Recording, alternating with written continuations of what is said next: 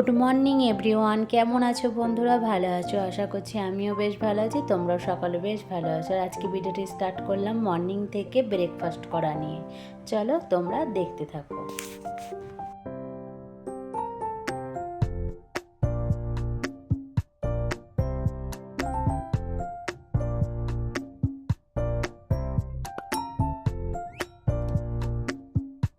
আর এই যে ব্রেকফাস্ট করা কমপ্লিট হয়ে গেল, তো বাচ্চারা রেডি হয়ে গেছে, স্কুল চলে যাচ্ছে।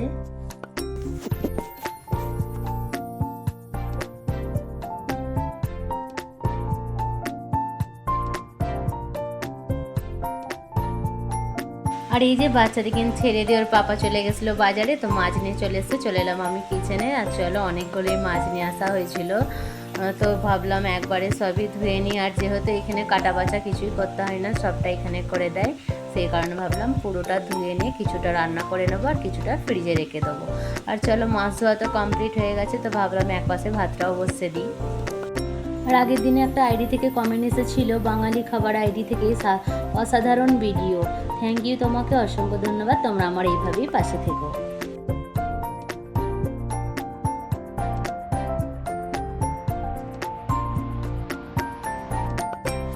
আর ঋতুপর্ণাদি কমেন্ট করেছিল, বেশ ভালো লেগেছে ভিডিওটা, থ্যাংক ইউ, তোমাকে অসংখ্য ধন্যবাদ দিদি, তোমরা আমার এইভাবেই সাপোর্ট করেছিও।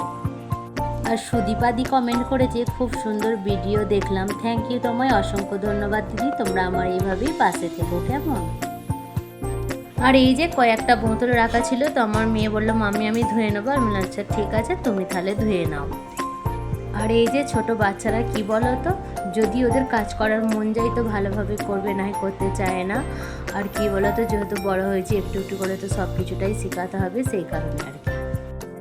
আর মামনুর আপু কমেন্ট করেছিল, তোমাকে অনেক ভালো লাগে গো, থ্যাংক ইউ, তোমাকে অসংখ্য ধন্যবাদ, তোমরা আমার এইভাবেই পাশে থেকো।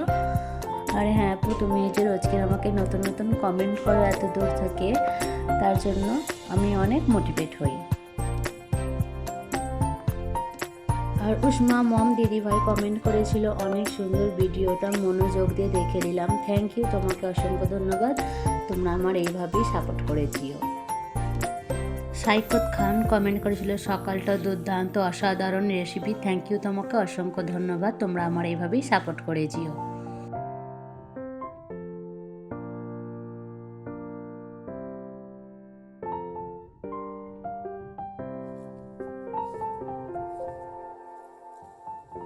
আর এই যে সব কিছু সবজি কাটাকুটি করে নিয়েছি, আর কিছু ভাবছি হয়তো আজকে মাছ রান্না করার জন্য সব কিছুটাই মিক্সচারে একটু পেস্ট করে নিয়ে মাছ রান্নাটা আজকে বানাবো।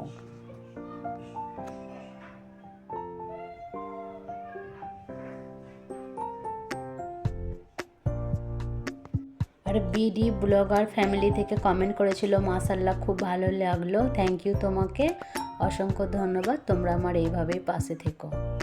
আর একটা আইডি থেকে কমেন্ট এসেছিলো, ঠিকঠাক বুঝতে পারছিলাম না, সে লিখেছিল, নতুন বন্ধু হলাম, আশা রাখছি, থ্যাংক ইউ তোমাকে, আমিও তোমার পাশে থাকবো কেমন।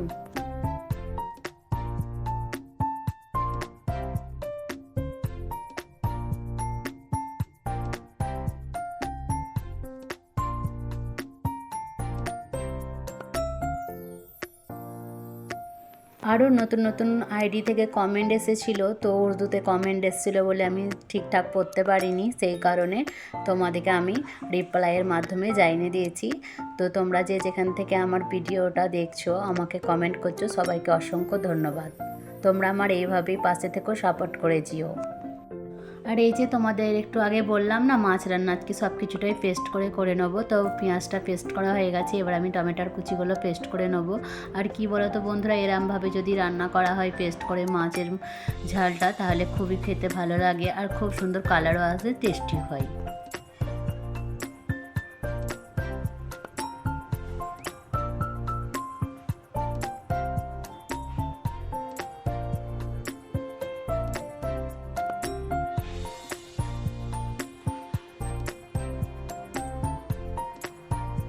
আর এই যে সব কিছুটা পেস্ট করা হয়ে গেল, তো আমি একদিকে পেঁয়াজ পাতা চচ্চড়ি করছিলাম, তো চাপিয়ে দিলাম। আর একদিকে তো মাছ ভাজা কমপ্লিট হয়ে গেছে, তো আমি মাছের তেলটা দিয়ে নিচ্ছি, সে কারণে নষ্ট না যাতে হয়ে যায় চচ্চড়িতে দিয়ে দিলাম।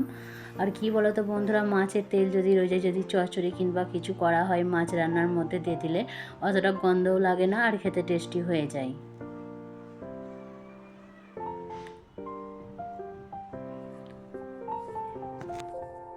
কিছু সবজি কাটা হয়ে গেছিলো, তো কাটাকুটি করে পেস্ট করা হয়ে গেছে, তো ভাবলাম আর কিছু সবজি কাটা বাকি আছে, তো এবার আমি কেটে নিই। আর কি বলো তো, তাড়াতাড়ির মধ্যে সবটাইতে একবারে কাটাকুটি করা হয়ে ওঠে না, সেই কারণে দুবার করে আমাকে করতে হচ্ছে।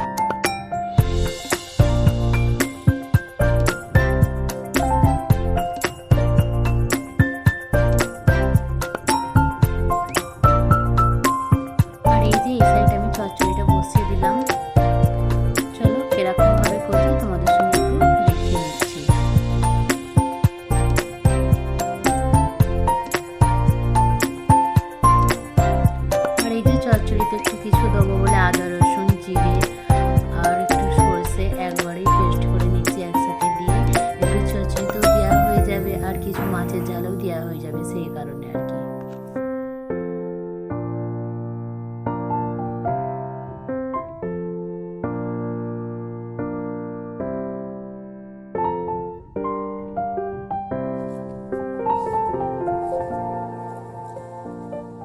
আর এই যে সব কিছুটাই পেস্ট করা হয়ে গেছে, এইখানে পেঁয়াজ পেস্ট করা হয়েছিল, টমেটোর পেস্ট করা হয়েছিল, এখানে জিরা ছিল, আদা রসুন ছিল আর কালো সরষে ছিল, একসাথে দিয়ে একটা পেস্ট করা হয়েছিল। চলো আমি মাছের ঝালটাকে চাপিয়ে দিচ্ছি। আর দেখো বন্ধুরা, প্রচণ্ড তেলটা গরম হয়ে গেছিলো, তো পেঁয়াজটা দিতে এত ভয় লাগছিল আমাকে, মনে হচ্ছিল না আমার গায়ে এসে ছিটকে সব পড়ে যাবে।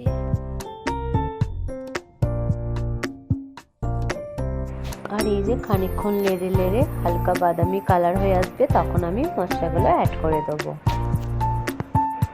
আর পেঁয়াজ কুচিতে জলদি কালার চলে আসে, কিন্তু পেস্ট করে পেঁয়াজ দিলে তেলের উপরে জলদি কালার আসে না, কিছুক্ষণ ভালোভাবে নাড়তে হয়, তারপরে কালার আসে, চট করে আসতে চায় না। আর এই যে আমার কালারটা চলে এসছে এবার হালকা মতো, এখনও খানিকক্ষণ আমি নাড়তে থাকবো। তো দেখো তারপরে কিভাবে করে নিচ্ছি।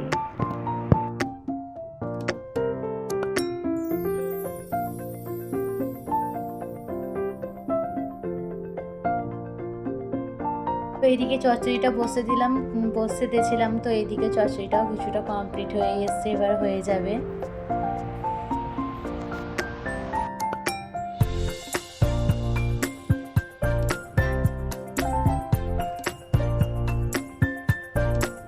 আর এই যে মাছের ঝালটা কমপ্লিট হয়ে গেল, তো আমি এবার মাছ ভাজাগুলো এবার দিয়ে দেবো।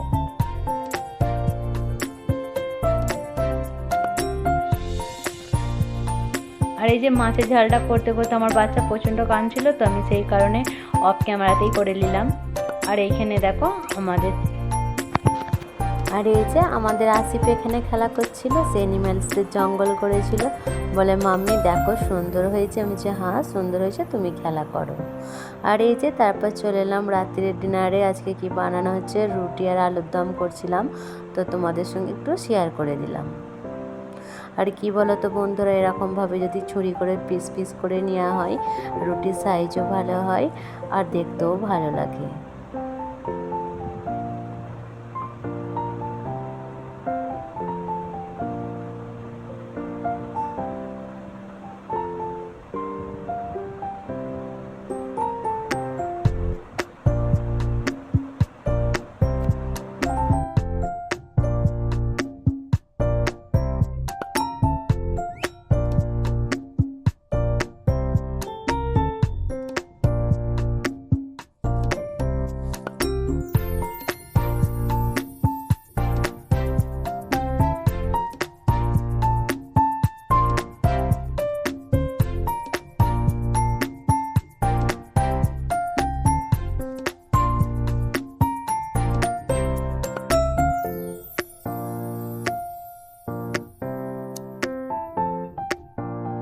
আর এই যে বন্ধুরা, আমি এখানে রুটিগুলো সেঁকে নিয়েছি। কি বলো তো, আমি একটা নরম কাপড় দিয়ে উপর দিয়ে হালকা হালকা টিপ ধরি, আর তাহলে রুটিগুলো খুব সুন্দরভাবে ফুলে যায়। আর কি বলো তো, অনেক সবাই এই হালকা করে তাওয়ায় সেঁকে নিয়ে আবার এই যে গ্যাসে ধরে, ওইটা ধরাটা উচিত না। কেন, এটা গ্যাসের চুলো যেহেতু, ওইটা ডাইরেক্ট গ্যাসে ধরলে এরকমভাবে রুটি ফোলে, কিন্তু শরীরের পক্ষে খুবই ক্ষতিকারক। তো আমি কিছু মানুষের সঙ্গে আলোচনা করেছিলাম, সেই কারণে তোমাদেরকে একটু শেয়ার করে দিলাম। আর এই যে আমার ছেলে বলে, মামি আমাকে ছোট্ট ছোট্ট করে 2টো রুটি করে দাও, আমি এইটাই খাবো। ঠিক আছে, করে দিচ্ছি। দেখো কত সুন্দর ফুলেছে। তো আটা যদি খানিকক্ষণ মেখে তুমি 10 থেকে 15 মিনিট রেখে দাও, তাহলে দেখবে অলরেডি তোমার রুটি আপনি তাওয়াতে ফুলে যাবে, তোমাকে আর আগুনে ধরতে হবে না।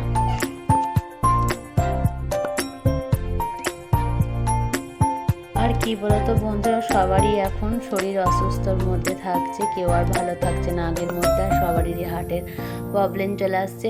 আর কি বলতো বন্ধুরা, একটা ছোট্ট কথা বলছি, কিছু সবাই মনে করো না, ছোট হয়ে বড় কথা বলছি কি কিংবা কিছু মনে করে না।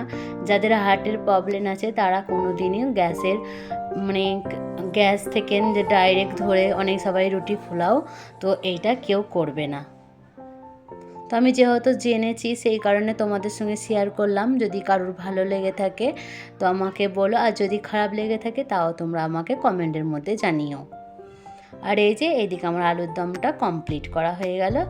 চলো তোমরা দেখতে থাকো।